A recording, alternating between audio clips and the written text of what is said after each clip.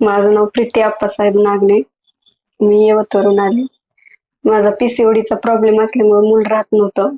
म्हणजे पाळीव गोळी घेतल्याशिवाय येतच नव्हती, असा पीसीओडीचा प्रॉब्लेम होता. नंतर आशिष काळेंविषयी आम्हाला फॅमिली डॉक्टरनी रेफर केलं. आमची पहिली भेट लोणीमध्ये विश्वराज हॉस्पिटलमध्ये झाली.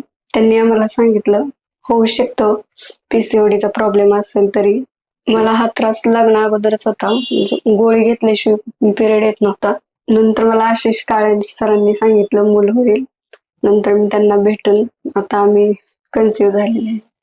लग्नाला आमच्या 9 वर्ष पूर्ण होतात आणि त्या पिरियड मध्ये आम्ही भरपूर डॉक्टरांना भेटलो.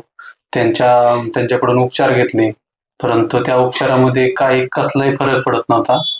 आणि मग आमच्या फॅमिली डॉक्टरांनी आम्हाला आशिष काळे सरांबद्दल सांगितलं.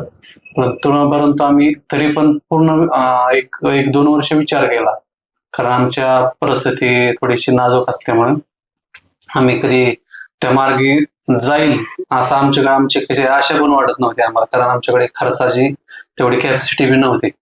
आणि पण आमच्या फॅमिली डॉक्टरांनी सांगितले, एक आशिष सर हे असे डॉक्टर आहेत की ते गरीब परिस्थितीतील लोकांना चांगल्या प्रकारे गायडन्स करून त्यांची परिस्थिती त्यांची थोडक्यात त्यांना इतकं सांभाळून घेतात की ते कुठले छोट्या छोट्या गोष्टी सुद्धा समजून सांगतात.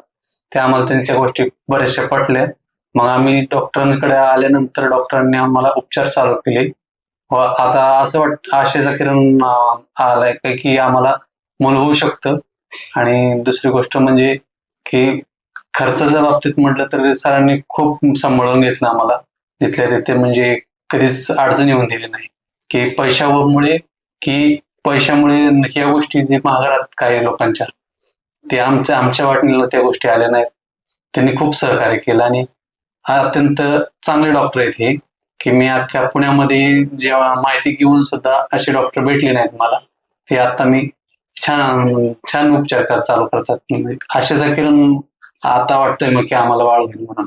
की बाकीच्या ठिकाणी तर काय अनुभव नाही आम्हाला, परंतु एक घरात कुटुंबातील व्यक्तीवर जसा विश्वास असतो तसं ह्या सरांशीवर विश्वास ठेवून तुम्ही इथे संपर्क साधा सरांशी, आणि तुम्हालाही त्याचा अनुभव आल्याशिवाय राहणार नाही, एवढंच माझं म्हणणं आहे.